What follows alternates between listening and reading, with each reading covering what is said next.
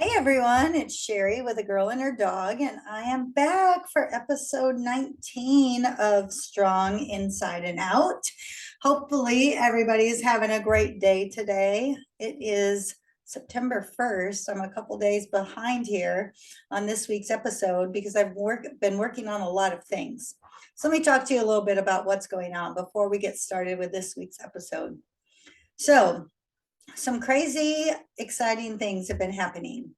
As you know, I started this YouTube channel along with launching my business at the end of May. And things have just been happening. Now, when I say that, I'm still not to the point where I'm making all the money yet, still working through a few processes, but some excitement to share is that I have had a client, so that's great, and got to experience what it's really like working with an adult student rather than children students. And so that was fun. In addition to that, I was able to put together this summer a reflection journal for women. I did put that out on social media this week. Finally, I had some work behind the scenes I had to do, but that is out. It's called the Strong Woman's Journal, and I'm going to continue to promote that. The great thing about that journal is it does include a little blurb each month with a theme that kind of goes along with the time of the year. And then each month there are 4 weekly prompts that you can reflect on, and they're not dated. So I just put it together with week 1, week 2, week 3, etc. And you can reuse it that way. And I find, because I've had journals like that, that's very powerful because I can then see my growth over the years. And so that's exciting. And that is launching for $27 for the journal. And I think you'll find it very beneficial. So if you need more information on that, please let me know.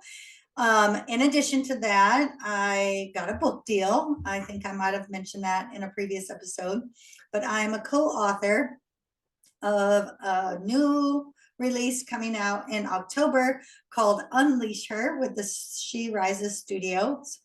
And that's been just a fantastic process so far.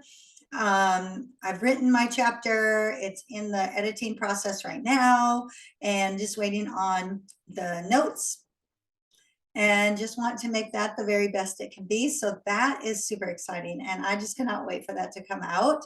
I know that there will be some information coming soon, waiting for that landing page to be ready to release, and then you can pre-order copies of the book if you are interested. And I know you're not going to want to miss that either, because I believe there are 25 other authors, and everybody's sharing their story about how they've just become that strong, powerful woman. And I know my story is pretty fantastic, so I know you'll want to check that out. And then I am now working with a new coach. And so this is my second coach to be working with, actually my third coach. My first one was a life coach. Now I have 2 business coaches, and they kind of do 2 different things. So one is a little more about the life coaching business itself. And then this one is actually my business coach, Rachel, and I love her. She's pretty fantastic. She pushes me, let me tell you. And this week's been a busy week. As you can see, I usually send these out on Tuesdays, and this week it's Thursday. So I'm a little bit behind on a few things, but she really has opened my eyes to seeing things from the business perspective, instead of just being from the educational perspective. So that's been really neat, and lots of opportunities for growth. And she told me I was doing a good job. She's probably not happy with me right now. So Rachel, if you check this episode out, sorry, I know I'm a little bit behind, but I'm going to get caught up on that very, very soon. And then I've also been really contemplating turning this YouTube channel into a podcast. So I've been learning all kinds of things about podcasting. I'm getting stuck on a couple of things, and I think I just have to get past it. I got to get past myself.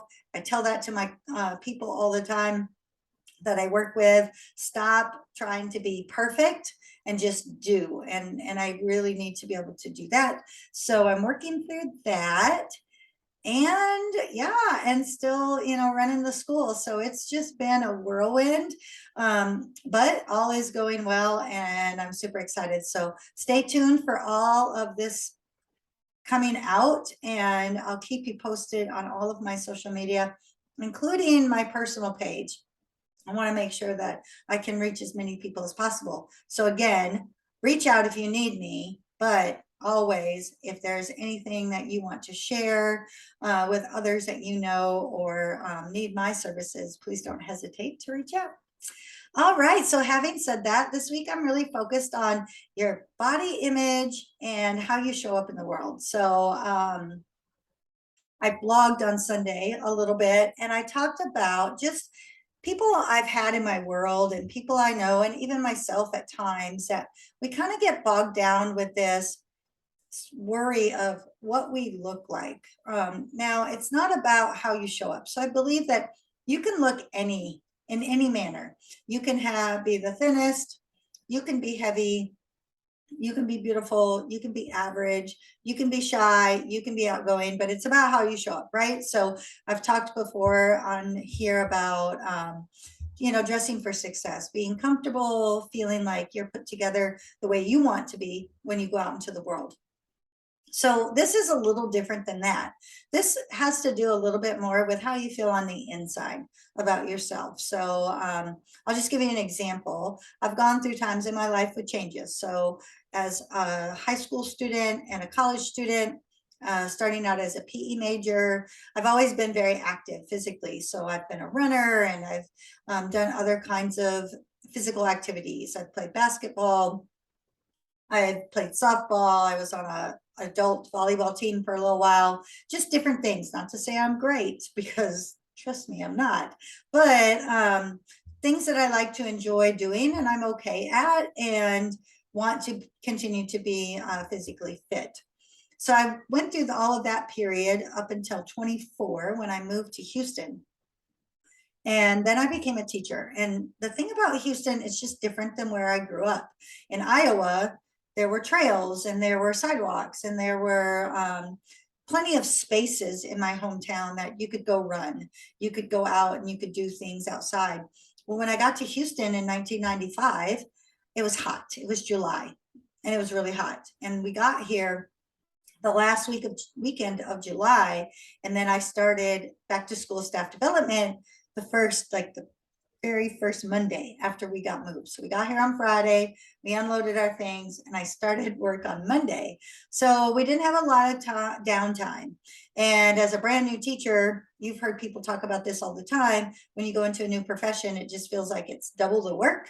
And so that was a period of time where I just didn't have the time and really the energy. And probably if I'd worked out, maybe I would have had more energy, because that all kind of plays a part in each other. But I kind of got off track, and not just because of that, but it was hot outside, so I didn't really have a very good setting outside to be able to go run. And to be honest, I'm kind of biding my time right now, procrastinating, because it's hot today in August, September 1st. And I need to get out there for a run. So I'm just trying to let the air cool just a little bit. But that was a big adjustment for me, because that's not how the climate is in Iowa. And then in addition to that, we lived in an apartment, and the apartment did not have like a workout space or anything like that, but there were no sidewalks, and the area was very heavy with traffic. And so I didn't have a lot of opportunity right at first. Not to say that these were outside controlling factors that I didn't have control over. It was just that I just didn't have it to give at that point in time. So I stopped working out, and I gained a lot of weight at first. I really did. And I started to feel very uncomfortable in my skin. And it started to really affect me, kind of going back to that feeling that I've gotten away from, of being very insecure, shy, intimidated around people. And I said I wasn't going to do that anymore. So once I got through that first year of teaching and realized my health was, not where I wanted it to be, my weight was not where I wanted it to be. And I'll be serious, I gained probably 15 pounds. They talk about the freshman 15. Well, I didn't have that as a college student, I think I got it as my first year out in the adult world after college. So I had to deal with that. And I really had to get myself back on track and figure out what back on track meant, because now I was also a mom. So not only did I have my career to juggle, but then the confinements of where I lived and the climate. And then I had to be a great mom. And she was now getting to be 6 years old and starting to get into activities and things. And so it just kind of got in my way. So nonetheless, I started to feel really insecure about myself. Once I was able to get myself back on track, I could start to feel healthier again, have more energy. And I don't know if it was just the factor of I felt good inside again. So it just kind of came out on the outside, because it took me a while to lose that weight. It really did. And before the weight, all the weight was gone, I was already feeling better and I was feeling a little more secure in my skin. So it does affect how you feel on the inside, what happens, on your outside. I have another person in my life that kind of has gone to the other extreme. I feel, my personal opinion is that she may be trying to control her life through this means, but she's gotten to the point where she's so controlled in her how she looks and worries so much about with questions like, do I look fat? Do I look okay? Am I okay? Am I overweight? Does this dress look good on me? Does this outfit look good on me? I can't eat that. And kind of gone to that unhealthy side, so to speak, where I try to convince her that she is beautiful and she doesn't need to be at that point. But I think there's some other emotional things going on with her that she feels that need to control. And so I just feel bad for her because she's constantly worried about what she looks like, which I'll be honest is affecting how she shows up places. It's affecting how she interacts with other people. And to be honest, I have to step away sometimes because the constant asking of, do I, does this make me look fat? Or am I fat today? Or do you think I'm okay? Do you think I'm look pretty? Do you think these kinds of things in the past get to a point where, we can't have an adult conversation because we're constantly talking about her anxiety and her feelings about herself. I know that it has affected her with other people as well. And then I think it really has affected her daily life also. She's someone that is not married at the time, and her children are grown, and she should be out having fun and doing things. And I think she continues to keep herself inside because of the feelings she has about herself. So I think you can kind of get to points in your life where sometimes it's temporary. Sometimes it might get to a little bit of an unhealthy level. So that's why I bring that to everyone's attention today, because it's so easy to do. We have society out there, magazines, social media. I was playing with filters with a picture the other day. And at first I took the picture and I thought, I'm looking a little bit old. There's some wrinkles here and, just things are changing a little bit at 51. And I thought, I need some software maybe that can kind of help me with some of that. But then I started to think, but I'm not one to go get Botox. I'm not one to go do plastic surgery, anything like that. And not that there's anything wrong with that. It's just not me. It's not my lifestyle. So why would I want to really go into all those filters and things? And I think it's because society, as women, we're supposed to be beautiful all the time and we're supposed to look great all the time. Now, today, you're seeing me after being outside with dismissal of elementary students on a hot, humid Houston day. I think the heat index when I left school was 108, and the temperature is like in the lower 90s. So it's pretty humid out there. And this is what happens with humidity. But I'm here anyway, showing up because I feel that confidence of this is who I am. I'm strong on the inside. And so it's okay to show up like this sometimes. So I guess I'm rambling a little bit, but I think it's super important that we start to think about how do we feel about ourselves on the inside and what kinds of limiting beliefs do we need to get rid of so that we can show up as our best self.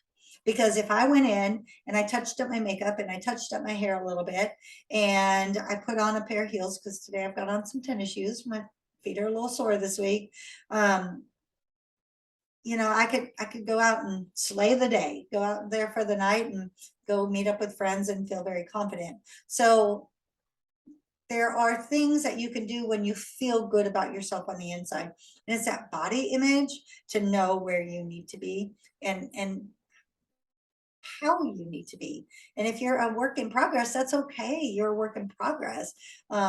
Somebody on one of my social media groups posted about the woman running down the street that was very sweaty and was needing to take walk breaks and all those types of things, and maybe just still a little bit overweight, and just congratulated her for getting out there and getting started.